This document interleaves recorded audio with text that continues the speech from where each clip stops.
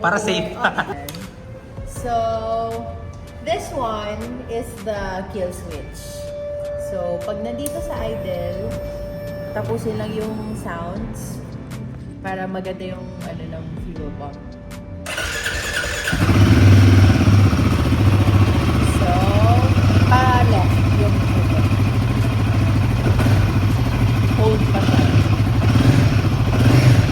Check natin yung lights. Ito sa taas, high beam.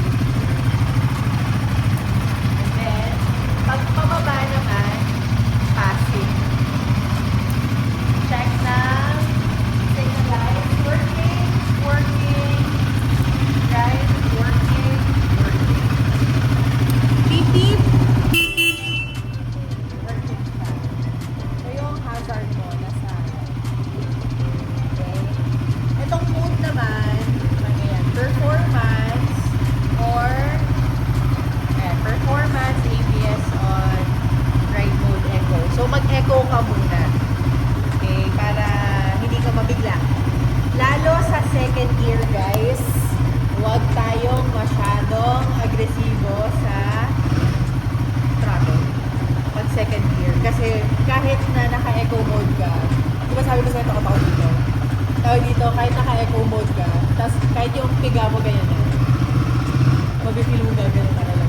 Ang lakas ng hatak ng second gear. So ano lang, pagka ba, wag ganun. Sa second gear. Yan. Kailangan natin yung phone mo, connect natin. So pag ito, press and hold mo yung mode. Ganyan na siya. Okay. Connect muna natin yung phone. Or with kasama. Ayan. Then, alagin natin. Nandito yung susian mo sa right. This one naman, for the chair lang. You have these, basic tools. And ito, pakilagay sa iyong bag. Every time na magpapaservice ka, dalhin mo lang. Kasi nilalagyan nila ng ref. Okay, so slide lang. Check mo na lang kung naka-hold na siya. Switchable yung element, yung ABS likod. Ano po? Switchable yung ABS. Sa likod, yes. On-off lang.